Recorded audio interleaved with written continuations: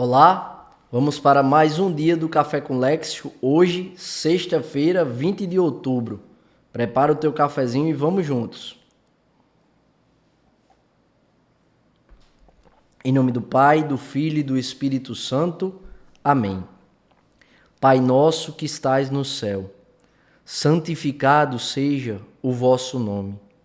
Venha a nós o vosso reino e seja feita a vossa vontade, assim na terra como no céu. O pão nosso de cada dia nos dai hoje, e perdoai-nos as nossas ofensas, assim como nós perdoamos a quem nos tem ofendido. Não nos deixeis cair em tentação, mas livrai-nos do mal. Amém. Ave Maria, cheia de graça, o Senhor é convosco. Bendita sois vós entre as mulheres. Bendito é o fruto do vosso ventre, Jesus. Santa Maria, Mãe de Deus, rogai por nós, pecadores, agora e na hora da nossa morte. Amém. Glória ao Pai, ao Filho e ao Espírito Santo, como era no princípio, agora e sempre. Amém. São José, rogai por nós. Continuamos unidos, em nome do Pai, do Filho e do Espírito Santo. Amém. Primeira leitura de hoje, Romanos capítulo 4, versículos de 1 a 8. Leitura da carta de São Paulo aos Romanos. Irmãos, que vantagem diremos ter obtido Abraão, nosso pai segundo a carne? Pois se Abraão se tornou justo em virtude das obras, está aí o seu motivo de glória, mas não perante Deus. Com efeito, o que diz a Escritura? Abraão creu em Deus, e isso lhe foi creditado como justiça. Ora, para quem faz um trabalho, o salário não é creditado como um presente gratuito, mas como uma dívida. Porém, para a pessoa que, em vez de fazer um trabalho, crê naquele que torna justo o ímpio, a sua fé lhe é creditada como atestado de justiça. É assim que Davi declara feliz o homem a quem Deus credita a justiça independentemente das obras. Felizes aqueles cujas transgressões foram remidas e cujos pecados foram apagados. Feliz o homem do qual Deus não leva em conta o pecado. Palavra do Senhor. Graças a Deus. Então, mais uma vez, São Paulo insiste aqui aos romanos em falar da importância da fé.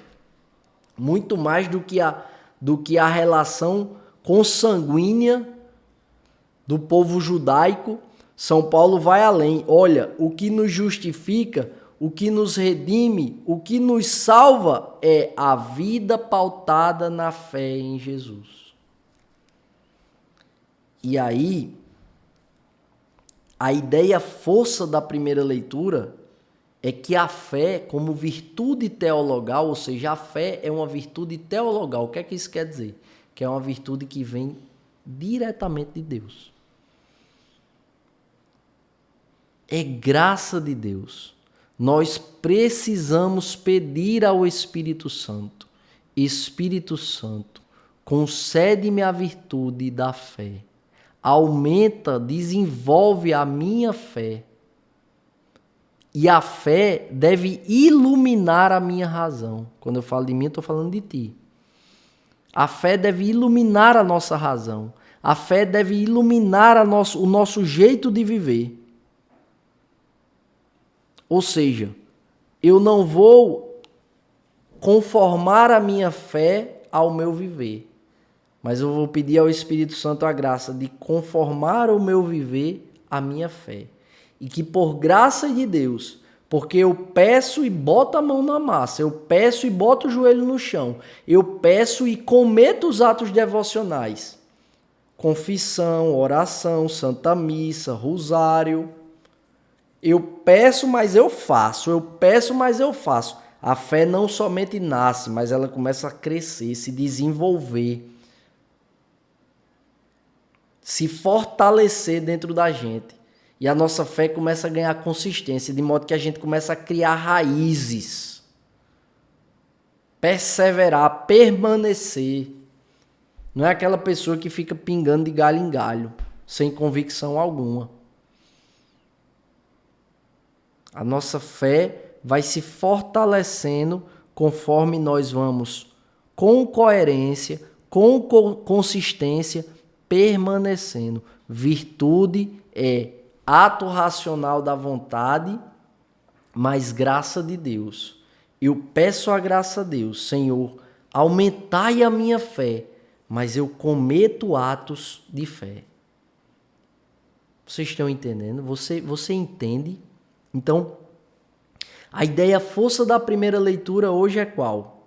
Que a virtude da fé deve iluminar a nossa razão e, portanto, o nosso viver. É isso. Peçamos ao Espírito Santo, Senhor, concede-me a graça de viver pautado na minha fé. De não querer que a minha vida conforme a minha fé, para que eu acredite só em parte das Sagradas Escrituras, para que eu acredite só em parte do magistério da igreja. E a parte que não serve ao meu viver, eu descarte. Não, Senhor. Dá-me a graça de fugir disso aí. Agora, que a fé que nasça em mim, por graça de Deus, tu possas, Espírito Santo, desenvolvê-la, fortalecê-la, aumentai. Senhor, eu creio, mas aumentai a minha fé. Aumentai a minha fé. Para que a minha fé possa mudar o meu viver, possa conformar o meu viver ao Evangelho. E para que eu comece a gozar das glórias de Deus, da grande graça que é o céu, já aqui na terra. Porque quando nós vivemos em comunhão com Deus, nós já começamos, o Senhor já começa a antecipar ali as fagulhas, as centelhas do que nós viveremos no céu. O evangelho de hoje, Lucas capítulo 12, versículos de 1 a 7. Evangelho de nosso Senhor Jesus Cristo, narrado segundo São Lucas. Glória a vós, Senhor.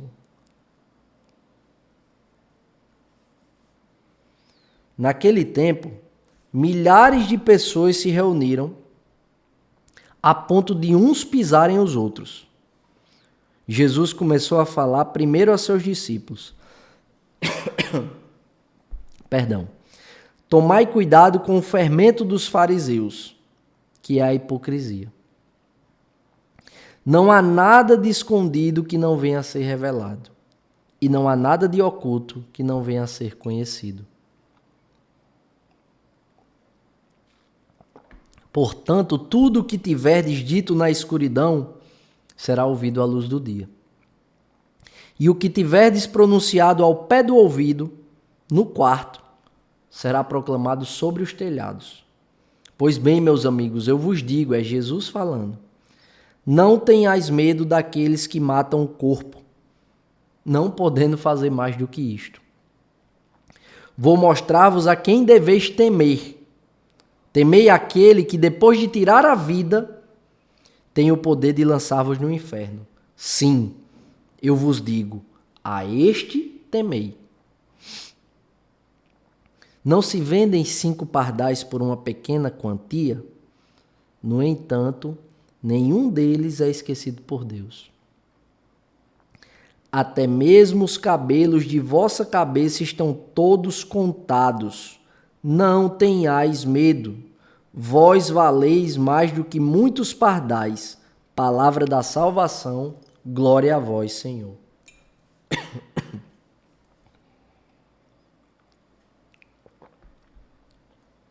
Então, pessoal, veja bem. Vamos aqui passear do versículo 2 ao 5. Não há nada, e de forma muito objetiva e assertiva, porque Jesus é muito claro no evangelho de hoje. Não há nada de escondido que não venha a ser revelado. Não há nada de oculto que não venha a ser conhecido. Em outras palavras, você pode enganar o outro.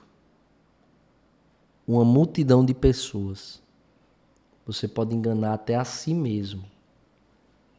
A Deus, nem eu, nem você, nós enganamos.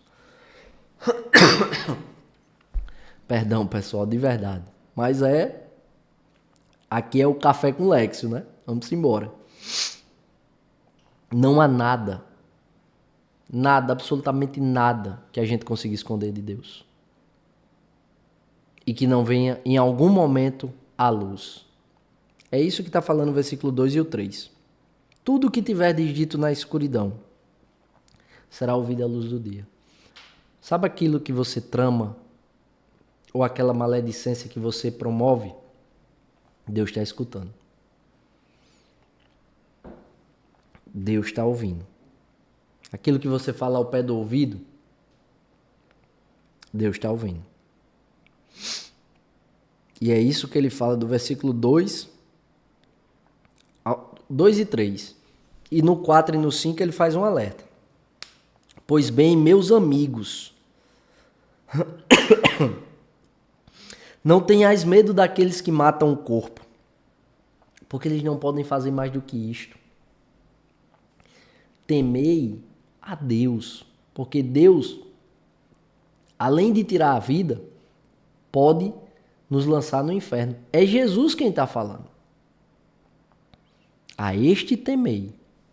Então, às vezes, a gente tem medo dos homens de carne e osso, que vão morrer, que vão padecer e que vão também para o juízo final. E não tememos a quem de fato devemos temer, que é a Deus, que tudo vê, que tudo sabe e que tudo pode. Peçamos ao Espírito Santo a graça de não termos medo, porque Jesus dá uma ordem no final, versículo 7. Não tenhais medo, mas devemos ter o quê? O santo temor a Deus. E o santo temor a Deus é respeito.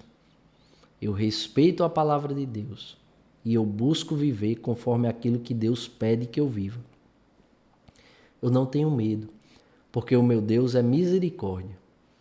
Deus não exige de nós vitórias, Ele quer nos ver lutando. E mediante a nossa luta, o Senhor nos concede todas as vitórias que nós precisamos. O Senhor nos concede todas as graças que nós precisamos. Não necessariamente as que nós queremos, mas as que nós precisamos. Então, não tenham medo daquilo que passa, mas temei a Deus, que tudo escuta, tudo vê e tudo sabe. A Ele nós não conseguimos enganar. Que o Espírito Santo faça crescer em nós o santo temor a Deus, que é esse respeito e esse zelo pelo cumprimento da vontade de Deus. Que Deus nos abençoe e nos aprove a cada passo. Se vivo, vivo pela misericórdia do Senhor.